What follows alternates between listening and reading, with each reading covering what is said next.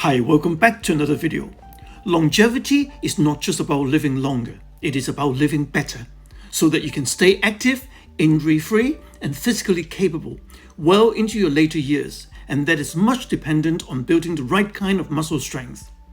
Now, functional strength focuses on enhancing your ability to perform daily tasks safely and efficiently while promoting lifelong health.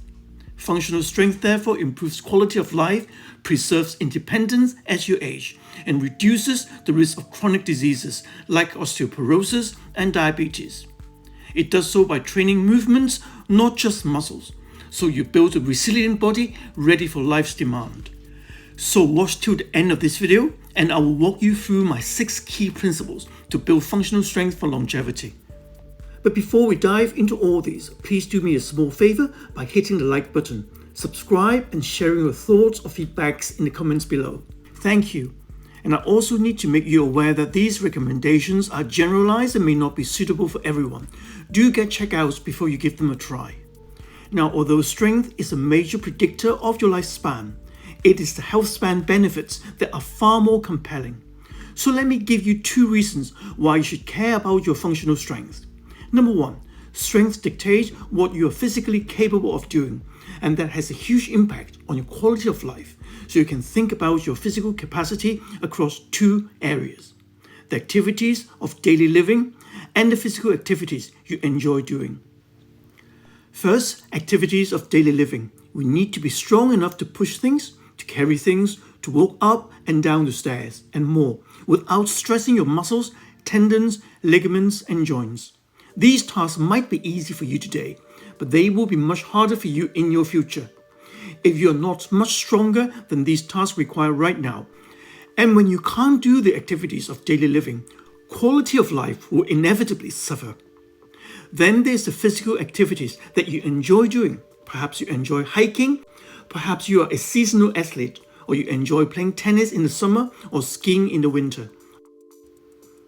Or perhaps you have kids and you're just trying to keep up with them and engage in these sports as they get older.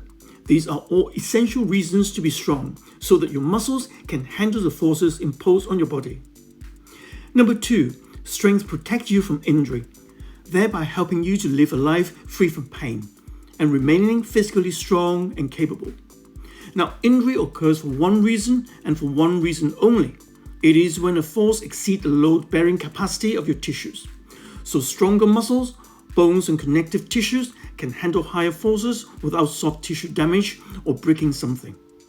As an example, I had surgery for my torn rotator cuffs a couple of years ago and have since been focusing on building strength of the rotator cuff muscles so that I can handle those forces, say when I perform push-ups and overhead presses. So think of strength as armor to protect your frame and to give you a sense of urgency. Consider this: we can lose muscle strength up to 3 times faster than muscle mass. That means that you can lose up to 30% of your strength between the age of 40 and 50. And that rate accelerates with each decade of your life. That doesn't mean you're fighting a losing battle, and you're likely capable of getting much stronger than you are today. But it does become increasingly difficult to gain strength the older you get, and at some point, your strength will inevitably decline. So be proactive and think of building strength as an investment in your future physical capacity, so that you can remain healthy and functional for the rest of your life.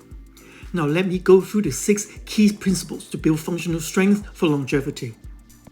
Starting with the most fundamental. Get stronger across the 7 fundamental movements: the squats, the lunge, the hip hinge, the horizontal push, horizontal pull, vertical push, and vertical pull.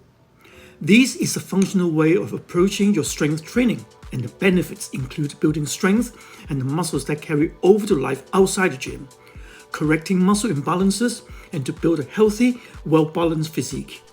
Improving mobility as you stretch and load those muscles through full ranges. Improving stability as you challenge your core and smaller joint stabilizers.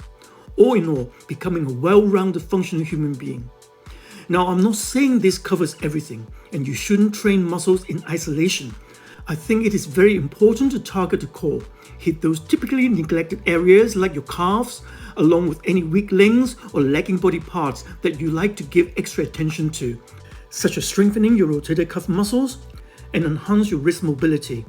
But the key takeaway is to base your workouts on the 7 fundamental movements, and a good general guideline is to aim to hit each movement twice a week. Next up, prioritize joint-friendly exercises.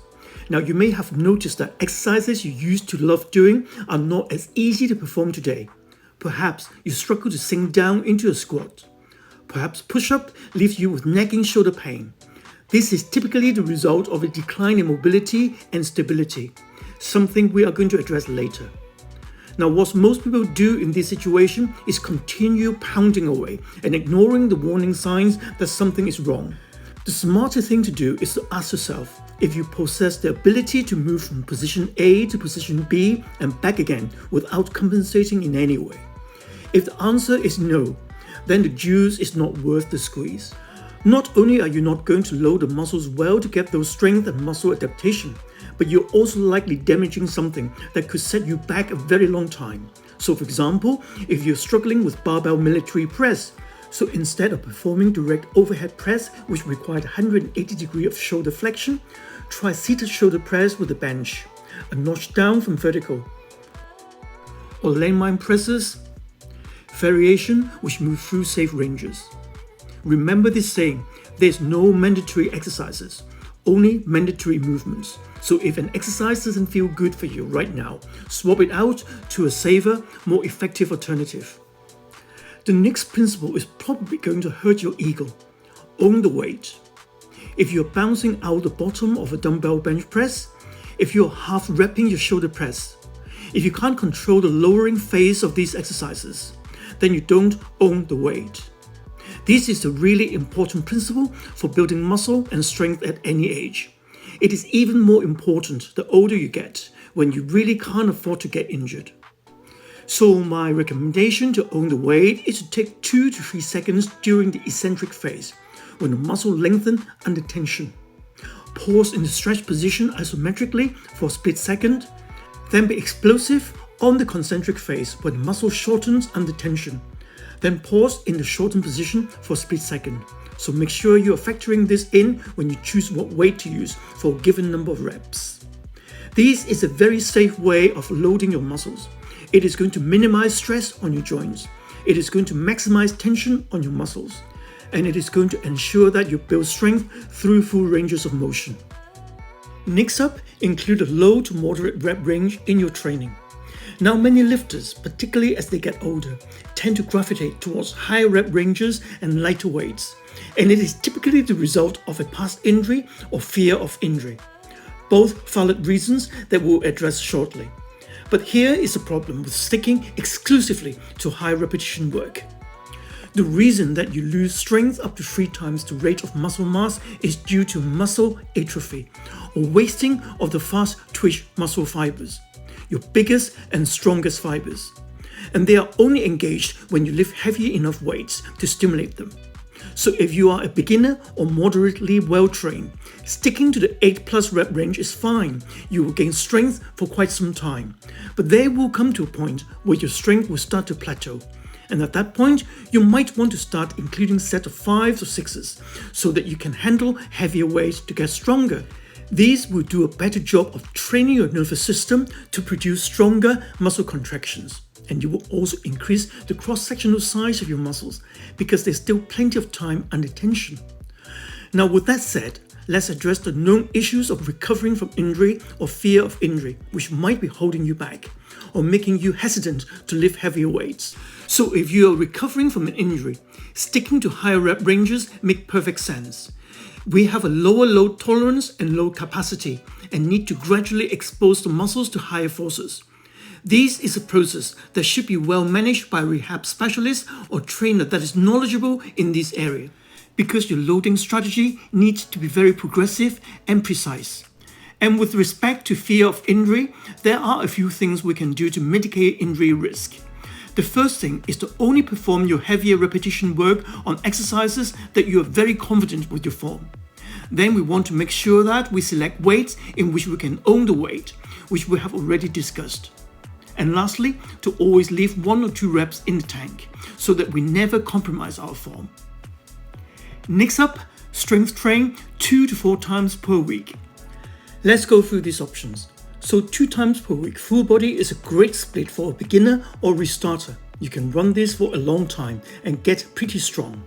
Though you will find that your strength hits a plateau that is far short of your potential, as there is not really enough volume to maximize muscle growth, which is another important health and longevity goal. The next option would be a 3 times full body split. This is going to be the best split for most people. It is a sustainable commitment. It is easy to recover from. You can get very strong. And you can also balance your strength training and cardio across the week so that you can simultaneously build your VO2 max. Remember that functional strength and VO2 max are the 2 most important longevity goals from a physical health standpoint. And that's why I really like that split for most people. And then we'll have 4 times per week split. That will have 2 upper body days and 2 lower body days to manage recovery. This is a great option for those who love training and when you have time and you have the work capacity and recoverability to handle that much weight training. The only drawback is that you might not be able to really fully develop your cardio fitness because there is not going to be enough time to dedicate as much time to cardio. Doing any more than 4 sessions per week is probably going to be detrimental because you are just going to live in a state of fatigue and recovery debt. It is going to be very hard to repair and rebuild your muscles. And finally, let me address the supporting pillars of strength: mobility, stability, and cardio fitness. Mobility is about your joint's active range of motion, and it is necessary to achieve a range of motion or position. For example, if you can perform a clean hip hinge, then you can perform a Romanian deadlift safely and do a great job of strengthening your glutes and hamstrings. But if this is a movement that you struggle with due to tight hips, then you will be unable to load heavy. It will just stretch your spine and fail to load your glutes and hamstrings. Well, the key takeaway here is to make sure that you include some direct mobility work in your training to keep your joints healthy and moving well so that you can strength train safely and effectively. And stability is the ability to precisely control the position of your joints, and it starts with learning how to breathe and activate your core with an outward pushing force called intra-abdominal pressure. This skill is essential to engaging your core the right way. It protects the spine, it promotes mobility and strong muscle engagement. The key takeaway is to make sure that you include direct core work in your training. And very importantly, you are breathing and activating the core the right way so that your stability work carries over to safe, effective lifting. And finally, cardio fitness, which is about your body's ability to produce energy and recover quickly in the weight room. The fitter you are, the more reps you can handle with a given weight. The faster you can recover between sets, and the more energy you will have to push yourself as the workout wears on. Outside the gym, the fitter you are, the faster you will recover, and that is when gains are made or lost. The key takeaway here is to do cardio at least twice per week on days separate to weights, and prioritize zone 2 training, which is essential to building your aerobic base. As you become fitter, you can include some higher intensity work to maximize your cardio fitness. There we have it, how to build strength for longevity. This is how I have approached my strength training for many years. It is how I think about building strength when I train. It has transformed my strength and my life, and it will do the same for you. If you found this video helpful, please let me know in the comments. Thank you so much for watching, and I look forward to hearing from you, and I can't wait to see you in the next one. And until next week, take care. Thank you for watching until the end. If you like this video, please click the like button. Please leave your comments below and share this video. Hit the notification bell so you won't miss any of my future weekly video release. Please also subscribe to this channel. This is free of charge, but will help the channel to grow.